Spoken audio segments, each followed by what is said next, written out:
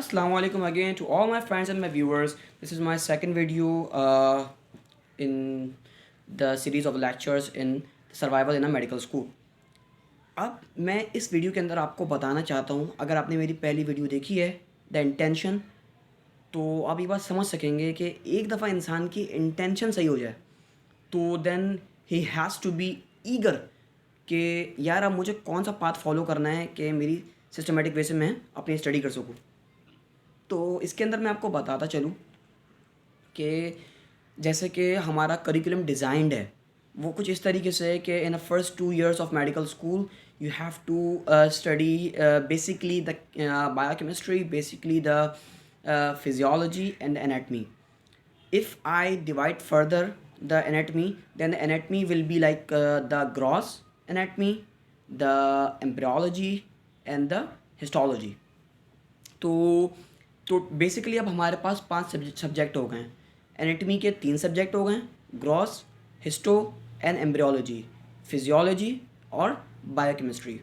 सो अब आपको इन रिसोर्सेज को किस तरीके से डिज़ाइन करना है, किस तरीके से इनको लेके चलना है कि at the end of the year, at the end of your 2 years or 3 years struggle in a theory, you got a lot of things in your mind at the same times when you follow a procedure, when you follow a diagnosing something. तो इसके अंदर मैं आपको बताऊंगा कि जो कि मैंने पाथ फॉलो किया और जो कि मुझे बहुत सही लगा वो ये है कि सबसे पहले अगर आपका पीक होना चाहिए कि यार मुझे पहुंचना कहाँ पर है. आप देखें इंसानी बॉडी कॉम्प्लेक्स है तो ये किस तरीके से काम करती है, इंटीग्रेटेड सिस्टम किस तरीके से काम करता है, ये आपका गोल होना चाहिए. यानी कि basically I am emphasising on the physiology कि यार मेरा गोल होना चाहिए कि how the physiology works in a human body, right. So आपने ये अपना फिजियोलॉजी अपना गोल बना लिया, ठीक है. अब आप किस तरीके से चलेंगे. तो देखें मैं अक्सर ये बात सोचता हूँ और मैंने अक्सर ये बात पढ़ी है कि the structure related to the function. यानी कि अगर मुझे स्ट्रक्चर सही से पता होगा तो फंक्शन को मैं सही समझ सकूँगा, ठीक है.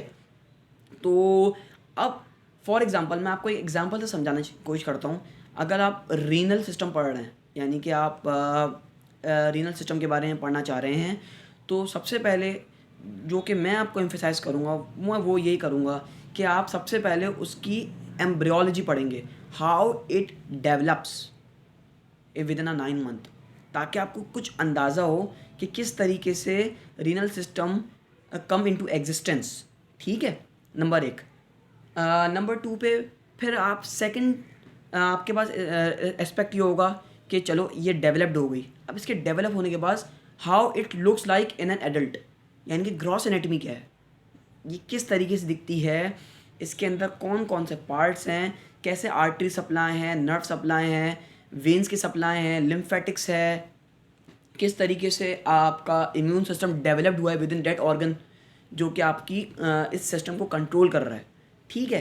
तो आपने अपनी एम्ब्रियो पढ़ी, एम्ब्रियो की सपोर्ट आपको हुई आपकी ग्रॉस एनाटमी के अंदर, ठीक है. ग्रॉस एनाटमी आपने पढ़ ली, ठीक है. अब आपके पास एक लमसम आइडिया हो गया कि how it looks like, how it develops and how it is. लेकिन अभी तक आप फिजियो पर नहीं गए क्योंकि because we all know that the physiology works on a cellular level. तो अगर मुझे इसके सेलुलर लेवल के बारे में नहीं पता होगा तो मेरी फिजियो इतनी अच्छी नहीं हो सकेगी. तो next thing is yes you have to go in histology. फिर आप उसकी हिस्टो पढ़ते हो, how the cells are arrange, how the connective tissues are arrange, how the nerves in a minute way are arranged, how they are interrelated. जब आपको ये चीज़ें पता हो जाएंगी इन चीज़ों के बारे में तो आपके पास एक बेसिक आइडिया, एक थॉट हो जाएगा कि हाँ यार कि इस तरीके से इसकी डेवलपमेंट है और उसकी जो एनॉमलीज हैं साथ साथ समझ आती रहेंगी. साथ में इस तरीके से इसका ग्रोथ स्ट्रक्चर है और लास्टली ये कि यार इस तरीके से एट द सेलुलर लेवल ये नज़र आती है. सो इसकी कंटिन्यूशन इंशाल्लाह ताला मैं नेक्स्ट वीडियो में करूँगा. तो just touch with me in the next lecture. Thank you.